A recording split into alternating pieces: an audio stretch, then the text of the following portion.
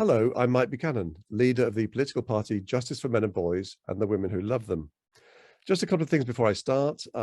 If you want to put questions to our guest, Professor Stephen Baskerville, through the hosts, please do so on the Zoom window rather than the Hoover window, which is not being monitored, I'm afraid. So if you've posted any questions there, please post them here and post them in the Q&A rather than the chat. I see some people already doing that. That's lovely. Also to say, tickets for this event are selling, unlike for a normal conference. One of the great things of it being virtual is that you can sell tickets after the event. So we're hoping for some word of mouth there. And tickets will be on sale until the 1st of January. And the materials, all the materials, including the Q&As, will be on this website for 6 months. I'm joined today as a co-host by Sally Ann Burris, the estimable lady who runs the website Split the Difference. She's a member of Gender Parity UK, and my interview with her will be published at 10 o'clock tomorrow morning, followed by her Q&A. Our interviewee today is a very interesting man, Professor Stephen Baskerville. I first came to know of him from his book, The New Politics of Sex, an absolutely outstanding book. And as I was explaining to Stephen a little earlier, it's actually available on Amazon to read for free if you subscribe to Kindle Unlimited, which is about £7 or £8 in the UK. And it's another book you can read for free on there, which would cost you £70 for the used paperback, is Warren Farrell's The Myth of Male Power. So I very much recommend, even if you only join Kindle for a month, Kindle Unlimited for a month or two, that you do that. Of course, if you actually buy the books, Stephen will get some money, so he would probably prefer that. So anyway, Professor Baskerville, a very, very warm welcome. Well, thank you. It's very good to be here with you.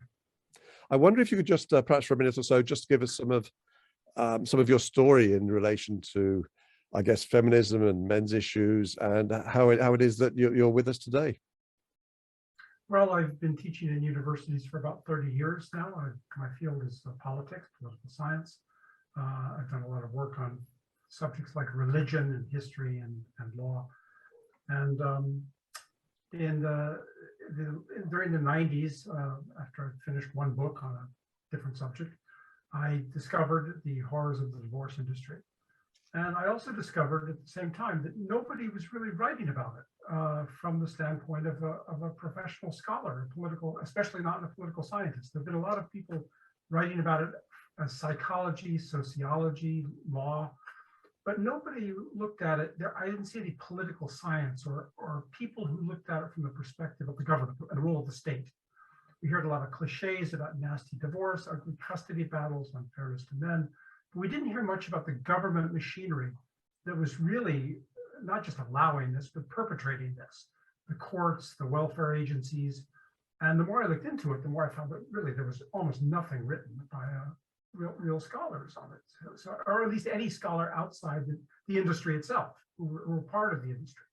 So I decided to write a book. My first book was really on the politics behind the government's divorce machinery taken into custody. And then after I finished that book, I discovered that the horrors of the divorce machinery, what men were going through, some women were going through in the divorce racket, the divorce regime, was part of a much larger system of ideology, government corruption, government intrusion into people's lives. And so I looked generally at the sexual revolution, but not through the platitudes. A lot of conservatives and people lament the sexual revolution, and you hear a lot of lamentations and cliches about it, but you don't hear much about the government machinery, the way it's expanded government power and the role of the government machinery in violating people's rights and really the authoritarianism of it. So that's how I got into this. Sally, I wonder if you could ask the first question, a fascinating question from Philip Tanzer.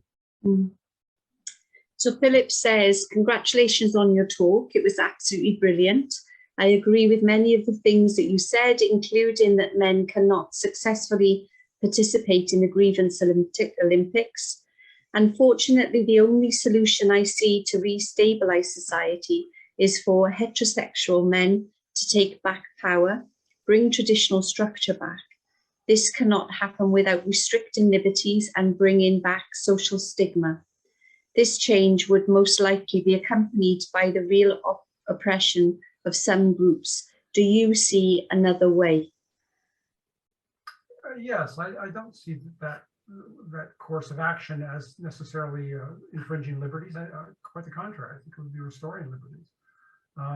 I do tend to agree with the first part of that.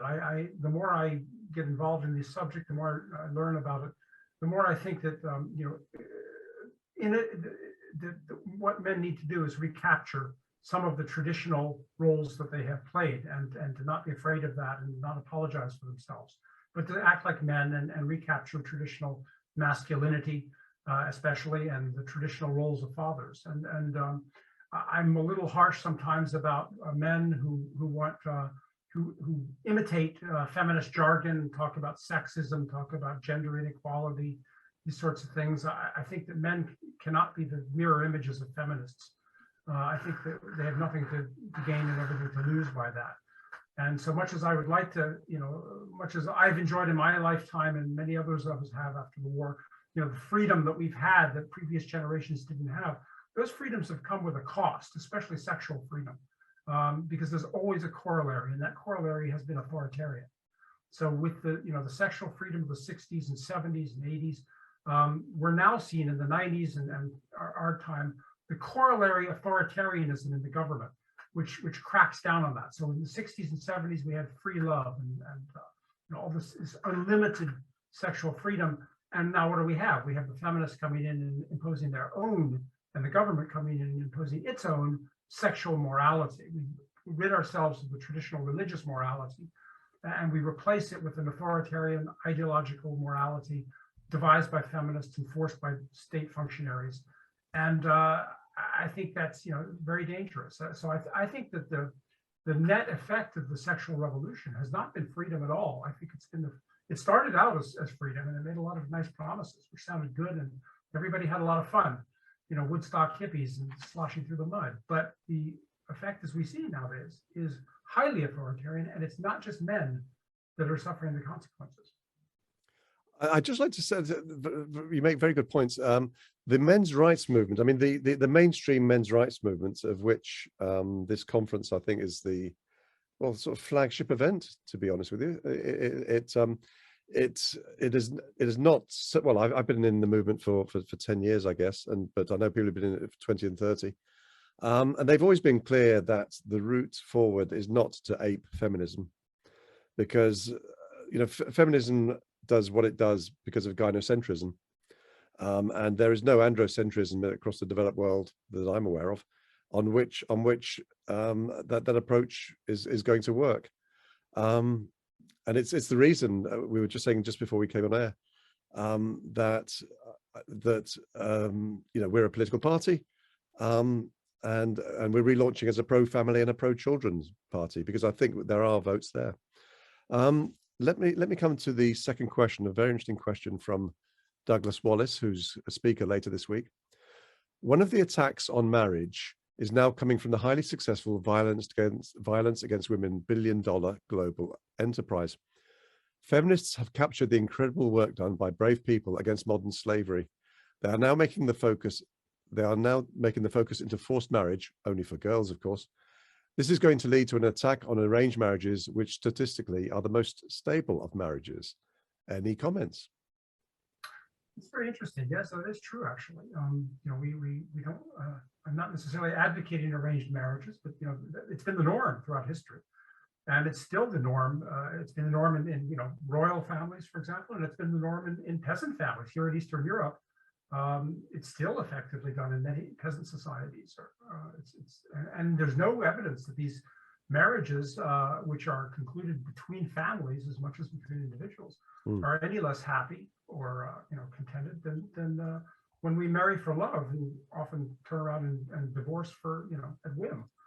And so I think I'm not necessarily advocating going back to arranged marriages, but I think we need to, we can take what is valuable about that. The idea that the marriage is the unification of the two families, Marriage allows children to have fathers, and I've written about that quite a lot, how marriage is the basis of fatherhood, because the father doesn't have a strong obviously biological link as the mother does.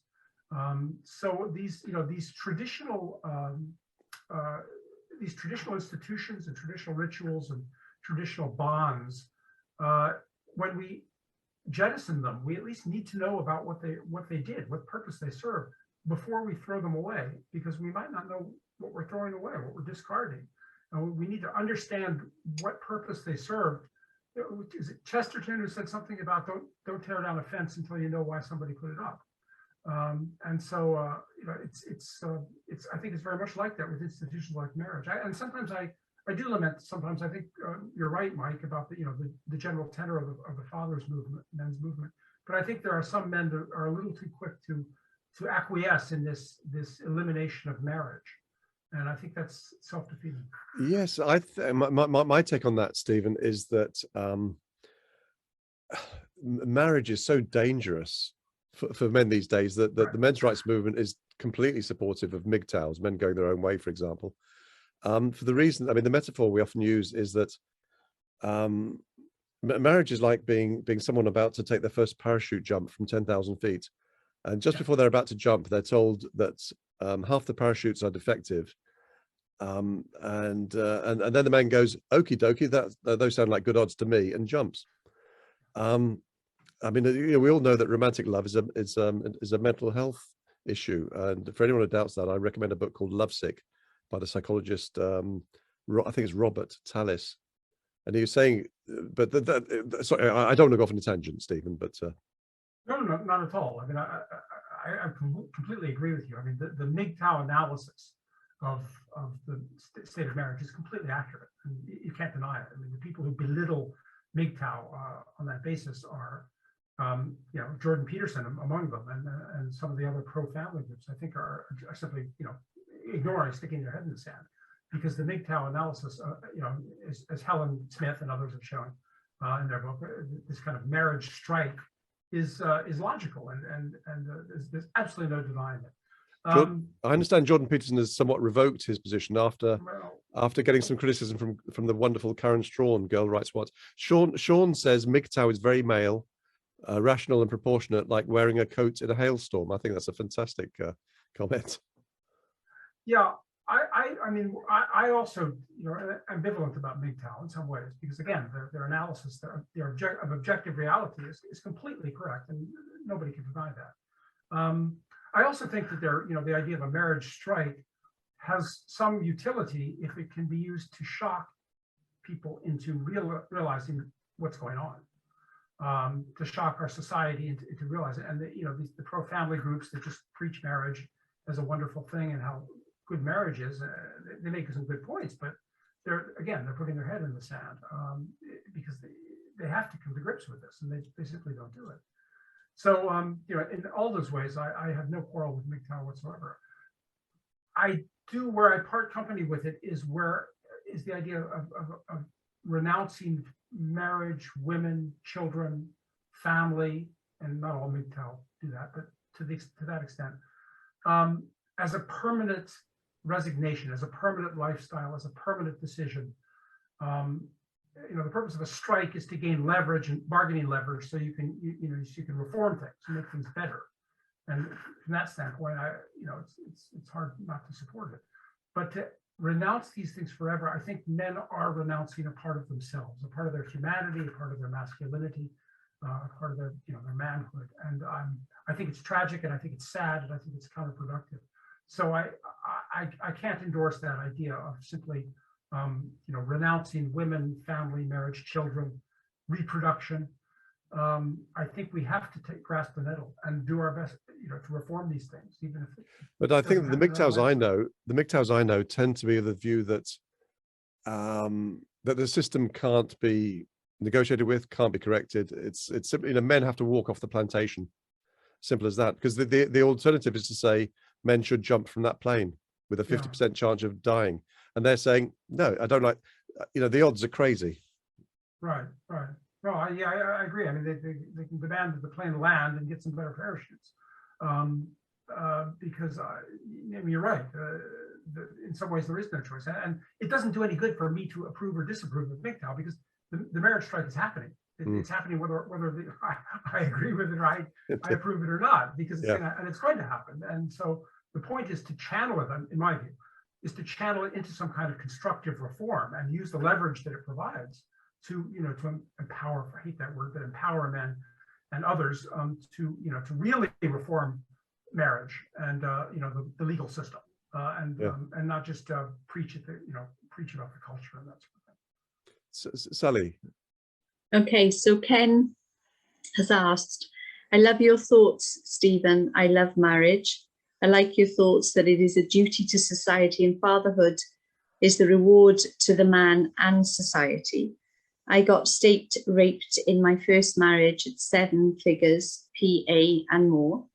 Yet I got married again because I found a great woman and because she was equal to me in terms of money. So we both lose if we divorce. How do you recommend men marry safely? Well, yeah, it's a good question. First of all, I'm very happy when I hear stories like that, and very good stories. My story is actually similar, so I'm very grateful for that, and I've known others as well. The cold fact of the matter, the short answer to that, you cannot marry safely. You simply can't do it, and that's correct. And you cannot have children safely. It's simply that. You shouldn't. I mean, yes, there are good women in the world that don't take advantage of this, but no legal system can depend on that. I mean, it's like if someone breaks into your house or burns your house down, and the police come along and they say, well, so you really shouldn't live in this neighborhood, and we're not going to do anything about people that robbed you, because it's a bad neighborhood. You shouldn't leave yourself open to this. They might say that also, but they will also, their job is to enforce the law, and that's what the courts should be doing as well, and they're not doing it. And so this idea that the only solution is to find a good spouse, a good woman, this is not an answer. It's good personal advice. I've taken it, but it's not an alternative to reforming a legal system which is obviously corrupt and dysfunctional. I come to a question by Steve Moxon, the author of the amazing book, The Woman Racket, published in 2008, which more than anything else got me red-pilled. An amazing book. He asked this: do you see this totalitarianism retreating anytime soon? That is, do you venture a guess when this might begin in earnest? As Warren Farrell and I agree, it will be within the coming decade. Well,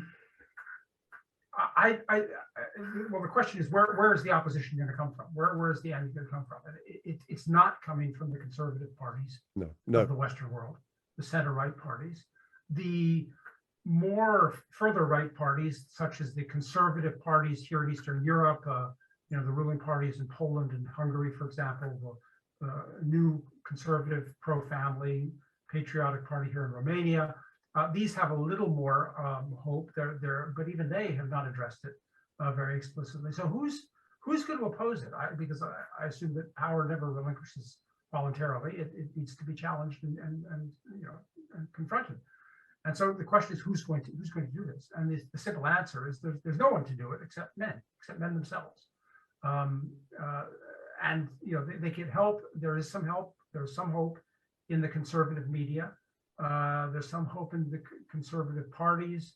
There's even some left-wing parties that will occasionally, marginal left-wing parties that will stand up to this. But the COVID crisis, as Janice Fiamengo said in her video, which I highly recommend, in some ways that this is the logical conclusion to this. That many of the tools that have been pioneered in the divorce courts and the welfare system are now being used by governments to impose this COVID hysteria.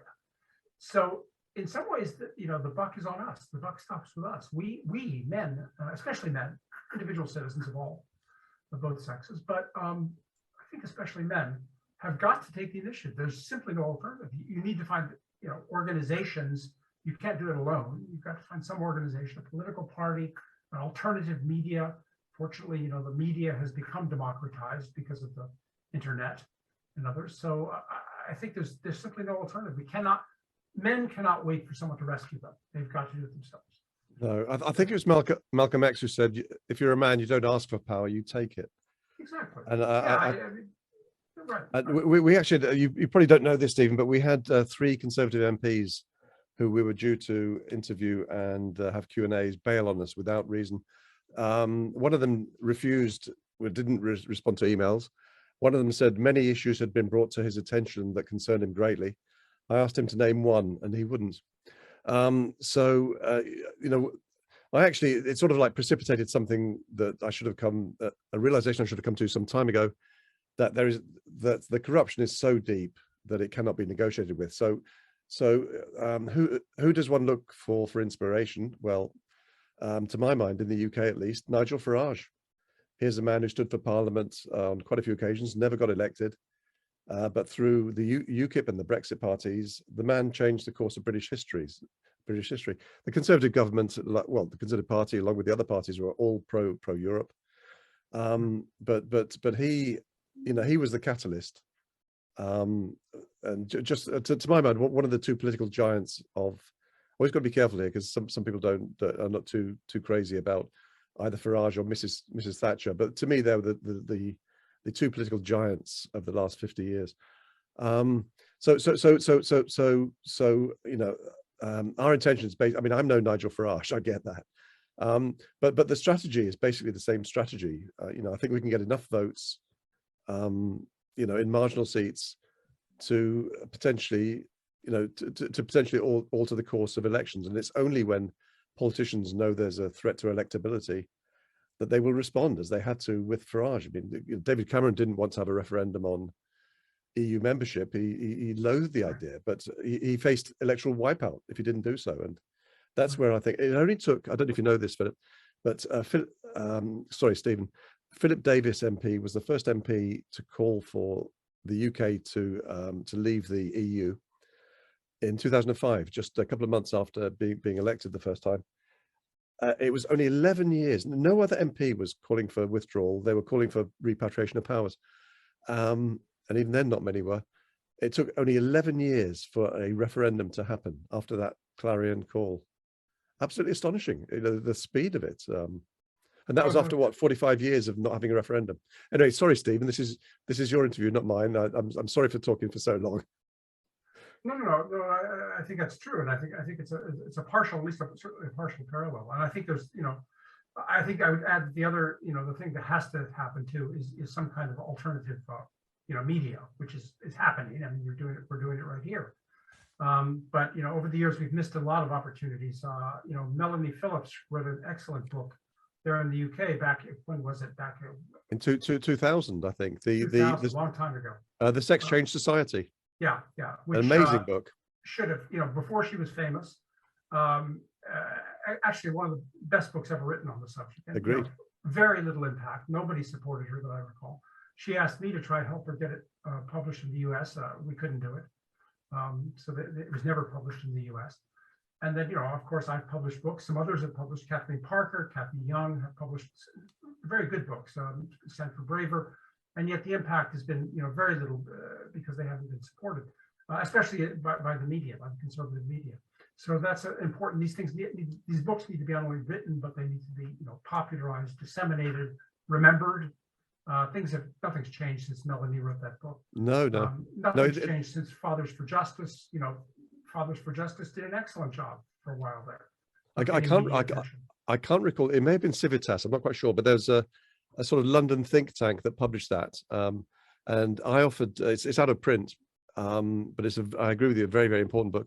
I wrote to them asking if I might take it on to publish it through my own very modest publishing house, and I didn't even get a response.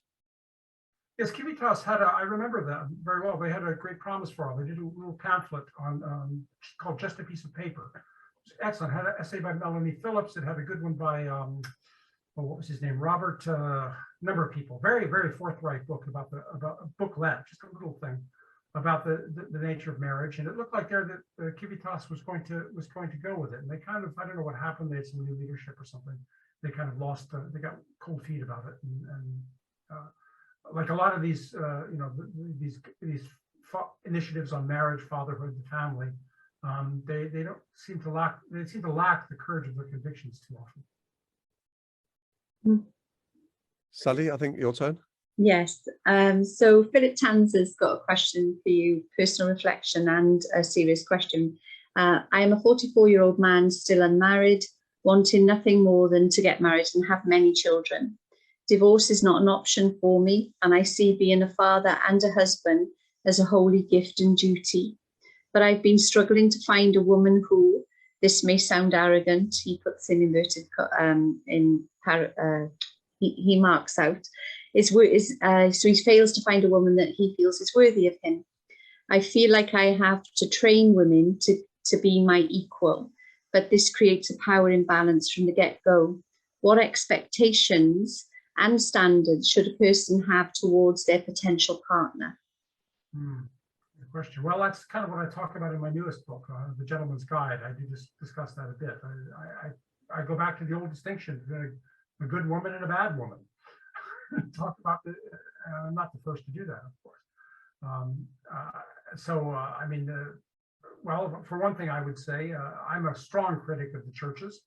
The churches have been very bad. They've fallen down on their duty in many ways. But I do think that if you're looking for a woman with traditional values who doesn't believe in divorce, if she's a Christian woman, that's not infallible. Christians divorce in ridiculously high numbers. And it's not a foolproof, but I would say look in the church for a woman who has traditional values. Again, maybe a lot of men are going to places like Eastern Europe, East Asia, Brazil, South America, for women who have traditional values that they can't find in the Western world. And so it's not I think you could do much worse. Sad to say. So interestingly enough, I'd love to do an investigation how much of this hysteria we hear about sex tourism, this is another one. I wonder how much of this sex tourism, so-called, that we hear about is really just men looking for women, wives, not sex, wives, in other countries where the culture is more traditional. Sean G says, I should say, first of all, somebody's asking, why do I not see any of these questions? And the reason is that they're put to the co-hosts, well, the all three panelists in this case, through the Q&A tab, which I don't think is visible to attendees. So we simply scan them and ask what we think are the best of them. Sean G asks, wasn't the criminalization of male homosexuality, sorry, the decriminalization of male homosexuality a sexual revolution worth having? Female homosexuality never having been illegal. I can't recall any legal reform since then that's actually made any man more free.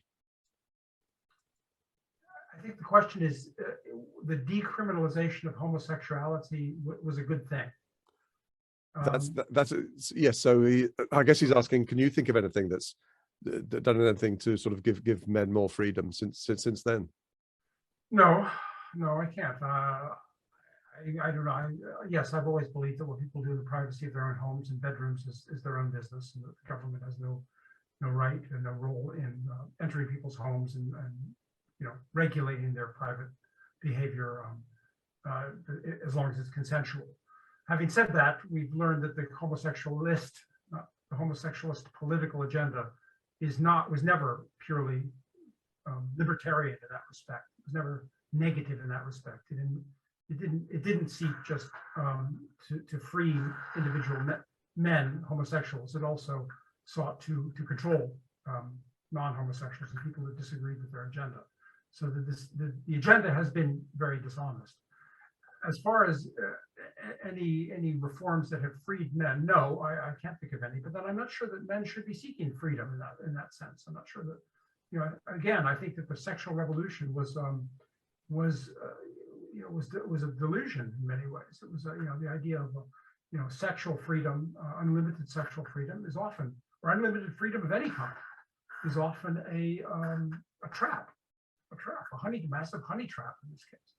And I'm not sure. I mean, yes, men have always had responsibilities. They've always had some of them quite onerous, but they always had, they had respect and they had authority as a result of that. And society was, I think, more stable.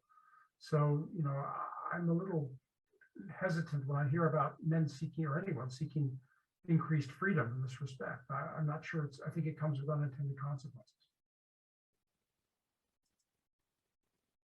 Okay.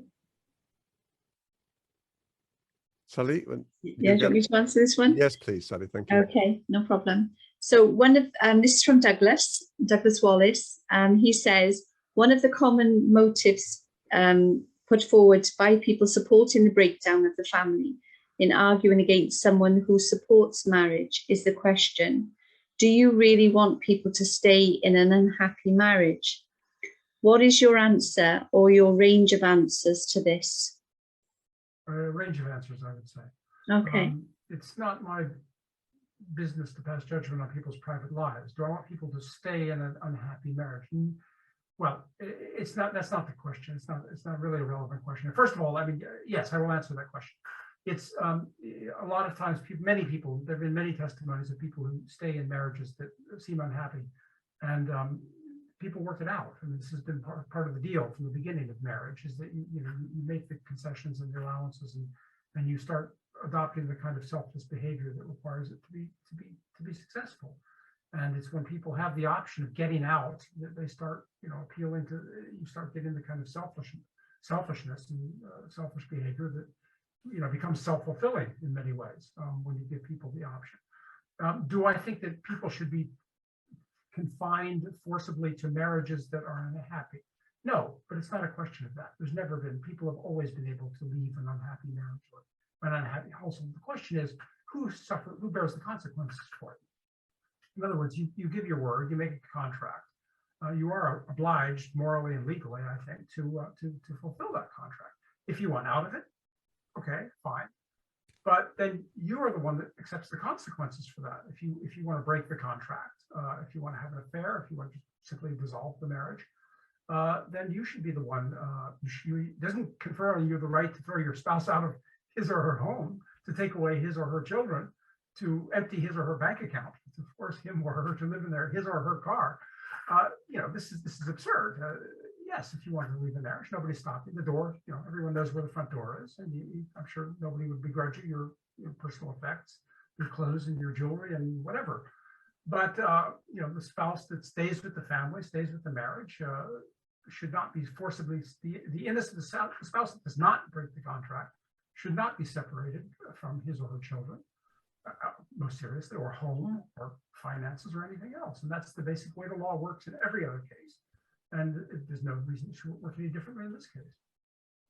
Well, it's often said, I know by William Collins in particular, that marriage today is not a contract, because, I mean, I spent most of my working life in the area of negotiating and agreeing contracts.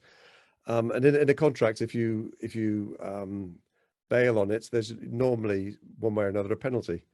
There is no penalty for tearing up the marriage license.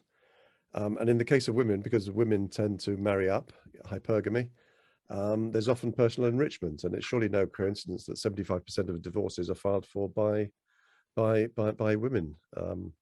It is not. It's whatever marriage is today. It's most certainly it isn't a contract. No, very true. And of course, no society can function that way unless contracts are enforced. I mean, it's part of the English common law. Contracts must be enforced. It's specifically provided for in the United States Constitution. Contracts must be enforced. Thomas Hobbes pointed this out. Even he was the most, kind of libertarian of philosophers in some ways, but he also pointed out that contracts must be enforced. Even the most libertarian people today will argue that to have a market, you can't have a market. A market is in many ways the creation, in that sense, of the government, which by enforcing contracts. If contracts are not enforced, the society is simply not functional. It cannot exist. This is so to rip up the contract in the most basic contract of a society, not just a business contract, but the social contract of marriage, it's just madness to allow this. We never should have allowed this. It's a no fault justice is a contradiction in terms. It's no justice at all. It didn't just provide for the legal elimination of the family. Maggie Gallagher called it the abolition of marriage. It also, at a stroke, it undermined the entire system of English common law, which is the basis of our freedom since well before Magna Carta. There was one legal innovation of just collective madness up till this time, which was done, well, nobody was paying attention. It was no fault divorce. I try and get at least one shameless plug of my book in every 3 or 4 of these Q&A sessions, and here I'll do it for a book I wrote and published in 2009, The Fraud of the Rings. And people assume that was a sort of a bitter anti-marriage book, but it was nothing of the sort. It was a very serious attempt to explain why most marriages either fail completely or are unhappy. And I'm not aware of another book that 12 years on that has tried to explore that with any seriousness. But I'll move on to the next question. Interesting question here from Ken Jolivet. Don't you think women should speak out against the family courts and the advantages they have and the disadvantages they cause to men? Good women's silence is very disturbing to me. What are your thoughts on why good women don't speak up? Yes, I do, and good men don't also, if they're not affected by it personally. Yes, they should, because the family courts are not just unfair to men, as the cliche goes. They are unjust. And injustice is much more serious than unfairness. It's a matter of it undermines the entire system of justice. For society, it's a threat to everyone's freedom, not just men's or fathers. It's a threat. If you cannot quarantine, you cannot set a firewall and have a corrupt system of family courts and expect the rest of the judiciary not to be corrupted by it. It will spread, it is spreading, it has spread to the rest of the judiciary, to the other sectors of government, the welfare systems, the systems of public assistance, and elsewhere, are all being corrupted by the precedent set in family court. So yes, women everywhere, men everywhere should be, this has been something, a central theme I've been raising for years. It's like Martin Luther King said, you cannot, an injustice anywhere is a threat to justice everywhere. And you have to speak up about these things. Why, the family courts are a legal underworld. Nobody wants to, they're not pleasant to look at. They're sordid. Nobody wants, researchers, my fellow scholars, journalists, clergymen in the church, they don't want to dirty their hands. They don't want to get involved in these things. There's no rewards in it. There's no glamour in it. But it's like a cancer that's in our society. It has to be explored. It has to be, the disinfectant of sunlight is what is needed on this. Yeah. Okay, so Carl is asking and saying, thanks for your presentation, Stephen. 3 out of 4 of your books are in Kindle format. Are you open to releasing Taken into Custody in Kindle format? Ooh, yes. It's kind of up to the publisher, I suppose, to do that. I don't know quite why they haven't done that. Maybe I should contact them. But yes, that would be a good idea. I think it should. I think it's, oddly enough, it's probably been the bestseller of all my books. Even though it's not the least bit out of date, even though it's 14 years old. Nothing's changed again. So yes, that would be a very good idea to thank you. I will look into that. Okay, thank you. A quick question there from Douglas, which confuses me, to be honest, so I shan't ask it. But Douglas, if you can reword that, I'd appreciate that. Thank you very much. Sally, do you have some of your own questions? I do actually. I have to say that watching all the 3 of you, Mike, you, Rick, and Stephen, you on the screen, I found really interesting. One of the reasons was because I could see the layers of knowledge, experience, and I hear things I hadn't heard before, and I've done a lot of reading, a lot of research. One of the things that I stepped away from there, though, thinking was how men and women can work together. Because even in this conversation now, it's been about, the needs of men, which I'm always interested in, but it's always been about how their voice in different contexts is.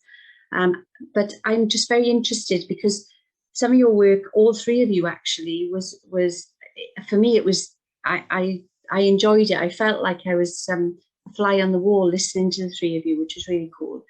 But it's that daily academic relationship, you know, how, because we've got singular voices, but how do those voices work together, both in an academic world and actually putting practical measures in place where there is equality and where there's harmony in those relationships? Yeah, it's a good question. I think one thing, you know, I mean, speaking of the academic world, I think, you know, as I mentioned earlier, that there's a lot of good, over the years, there's a lot of good books and writing on this subject, at least since the 90s. And I think we should stop forgetting those things. A lot of people, a lot of us today want to be one-man shows, one-woman shows, get a lot of media attention for, you know, masses of videos and things, but it's kind of a flash in the pan. And I think the more we have continuity with those in the past, you know, this is the perception of feminists. They go back to the 60s or even back to the 19th century. And, you know, it's a long-standing movement that's respected or at least taken seriously. We're not taken seriously because nobody remembers, you know, Daniel Annaeus or Melanie Phillips or, you know, or Kathy Young. And these things have to be, you know, a lot of the best books have been by women. Women have been the ones who have managed to get published in the mainstream press. Phyllis Schlafly is another one in the U.S. Today, Bettina Arendt and something like Kathy Young, the journalist. So, you know, women have been part of this. By the way, the earlier question asked a question about, you know, why are women so silent? I mean, the other thing, the reason women should not be silent is because, of course, women are directly affected in a number of ways. They're directly affected by, you know, the second wives are affected when they're, you know, their husbands' lives are destroyed and finances are destroyed by ridiculous child support payments, which amount to nothing less than plunder. Grandparents are left out. They're unable to see their grandchildren, grandmothers as well as grandfathers, are deprived of their own grandchildren. Girls, of course, who can't see their fathers, and also mothers as well. This is a phenomenon too. You know, oftentimes very common. Once the father is removed from the family by the courts or by the welfare agencies, oftentimes the children are then taken from the mother. Mm-hmm. I talked to a conference a couple of years ago in Detroit, and it was a conference mostly organized by women whose children had been taken away from them by the welfare agencies. These were mostly low-income women who had been on welfare, and they're, you know, and I found a huge number of them, large numbers of them, had previously used the courts and the welfare agencies to engineer the removal of their fathers. They enlisted the state agents to get rid of the father so they could have the control over the children by themselves. And then the same agents that they had kind of hired, if you like, to take the father out of the family, then took them out of the family and turned on it like a kind of germ warfare. You know, you once you release the social workers and lawyers, once you employ them and use them, you know, you can't control them. Yeah. I said this at the conference. I said, look, you cannot use the welfare agencies and the courts to engineer the removal of your child's father and then turn around and complain when those same government officials take the children away from you. And the applause was thunderous. I just heard this. So even if those women weren't doing it, they knew other women that had been. You know, so I touched a nerve there when I said that. So, you know, we have to, yeah. And then even when the mother is left with the children in welfare or in the, you know, through divorce, she's really in some ways not a mother. She becomes what the government, the government jargon is. She becomes a primary caretaker, and of course she's paid. So in effect, she's more of a functionary than a mother. She's you know, she's basically a government official who's paid to look after the children from that point. But the children really belong not to her, but to the state. I think. I think you made. I'm sorry, Sally. Go on. No, it's okay. It's okay.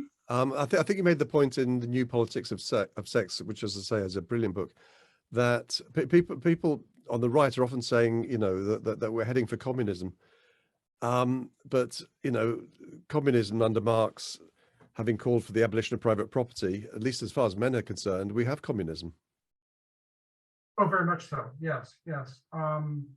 I think it does. Now, I have mixed feelings about this of equating feminism with communism and so forth, because obviously it does come out of it. I mean, there were feminist movements in all of the revolutions from the French Revolution on. There were elements of feminism in it, but they were in the margins for the most part, and they were kept under control. And so basically the difference today is that the feminists have broken out from under the Marxists, and they've, you know, achieved their own day in the sun, and they are now the dominant ideology in many ways in the world. So yes, there is elements of that. And of course, Simone de Beauvoir and others famously equated, extolled the Soviet Union and equated the liberation of the workers with the liberation of women.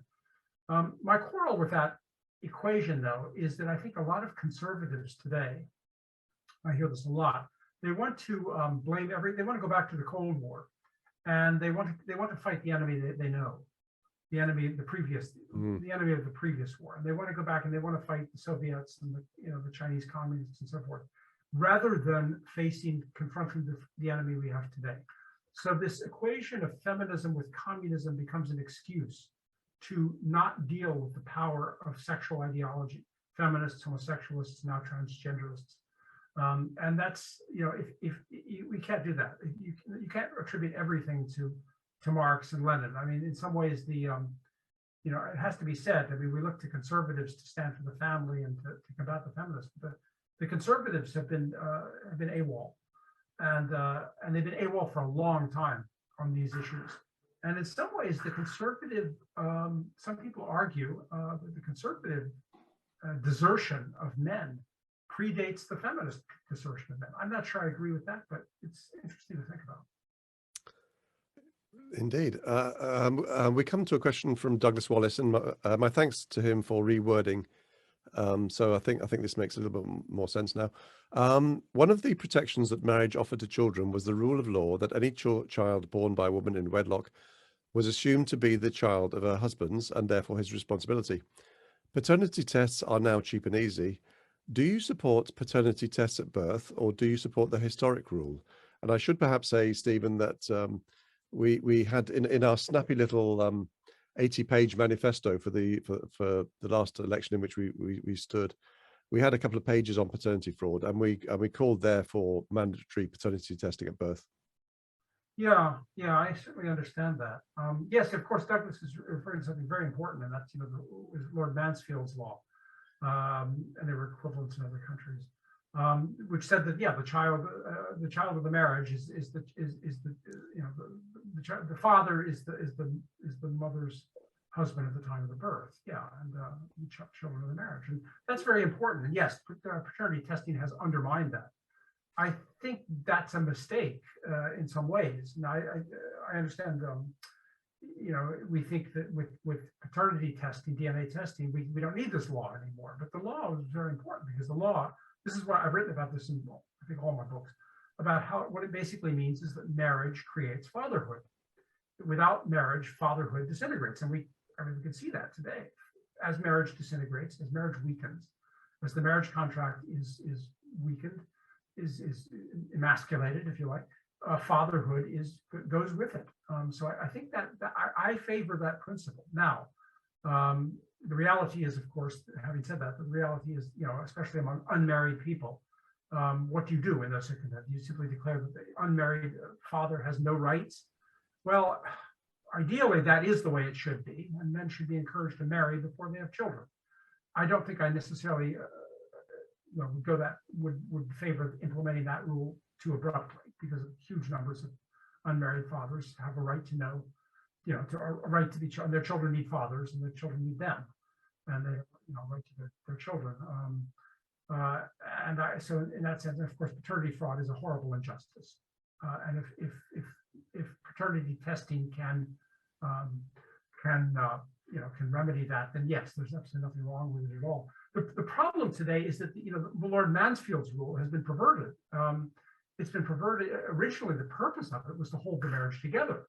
The purpose of it was, if the wife had committed adultery and some interloper had slipped his little thing where it didn't belong, then the father, the husband, had the choice. He had the choice of accepting the children as his own, holding the family together, raising the children as his own, and the children would have a father. Otherwise, he could disown them. But that was the purpose, was to hold the family together. Nowadays, that rule is used to support paternity fraud. It's used to unjustly force men who are victims of paternity fraud to pay child support for children that are not theirs. Well, that was never the purpose of it. It was never the purpose of it was to break marriages up and collect child support. It was to hold marriages together. So the whole thing is a horrible mess. So I would say, yes, we should go back to Lord Mansfield's rule and accept that principle if if the man wants it, if the husband of the marriage wants it, but also paternity fraud to free those who are, paternity testing to free those who are the victims of unjust paternity fraud. So would you, I'm not clear, Stephen, so would you be in favor of mandatory paternity testing at birth? I'm not sure I would want mandatory testing at birth. I mean, if the child is if the family is intact and the father, the husband accepts the child as his, I mean, people should certainly have the choice if they want. But if we did a gender switch, it's often very illuminating to do a gender switch. If women were misled into thinking that baby was theirs in the numbers that men are, there'd be riots in the street. Why should we accept for men what is not acceptable, would not be accepted for women? Yes. I mean, I have no quarrel with it. If men, I think if men want a paternity test at birth, given the amount of dishonesty there is, as you say, among women, they should have it. What I certainly oppose is I think what they were trying to do there in the UK a few years ago. I don't remember if they succeeded, of making paternity tests illegal. They were criminalized. They were trying to criminalize paternity tests. I don't know if they succeeded in that or not. That's absolutely outrageous. We're starting to run out of time. I think we've got maybe 3 minutes. Very interesting question from Sean. Sally, would you like to ask that? How can academia return or be returned to reason? Oh. That's the $64,000 question. I've been working on that a bit. I think that alternative universities, new universities like the one I work at in Poland, is one answer. Some of those have not been very successful. I think the one I'm working at is so far, but it's very new. So that's part of it. I haven't given me enough time to answer that because it's a big question. But I think a little more forthrightness, sometimes a little more courage on the part, courage on the part of the good academics would go a long way, because it's not just the ideologues and the radicals infiltrating the universities. It's also the traditional academics being a little bit spineless when it comes to standing up to them. I suppose a good short answer we might consider is returning to same-sex institutions. Final question, Stephen, comes from Philip Tanzer. Stephen, would you be able to speak on the YouTube channel of the Scottish Family Party, of which I'm a member? The party leader, Richard Lucas, is part of this conference too. Oh, absolutely. I'd be very happy to. I spoke at a Romanian family party a couple of weeks ago, and I'd be very happy. One of my daughters lives in Scotland, so I'd be very happy to. It's a very impressive party, I have to say. Been around for about 4 years, and it was only after, I've admitted this to a few people, so I can say it here, it was only after I decided that my political party would go pro-family, pro-child, pro-life, that I checked out their website. And I think they've saved me 2 or 3 years of thinking, quite frankly, because they've absolutely analyzed so many issues that I find them an impressive and inspiring party, I have to say. Terrific. More power to them. Yes, okay. Absolutely. Well, I look forward to that. Well, we have to wrap up here, unfortunately, Stephen. So I'd just like to thank you for I knew it'd be a fascinating Q&A. And thank you for making it even more fascinating than I thought it was going to be. And thanks for answering so many questions. Thank you, Sally, for co-hosting. Absolute joy as always. Thank you to the attendees, especially those who put some questions forward. And it's a wrap. And I hope, is that it for today, Sally? Or do we have another one? I think that's it for today. That's our last Q&A for today. Yeah. So I look forward to the next one at 11 o'clock tomorrow morning, I guess. Yeah. Okay. Nice to meet you, Stephen. It's been a pleasure. Thank you very much. Yeah, thank you. Questions and discussion. Thank you. Thank you all. And we hand over to our good American colleagues, Chris Voti and Vernon Meigs. And it's goodbye from all of us. Okay, take care. Bye-bye. Bye now. Bye-bye.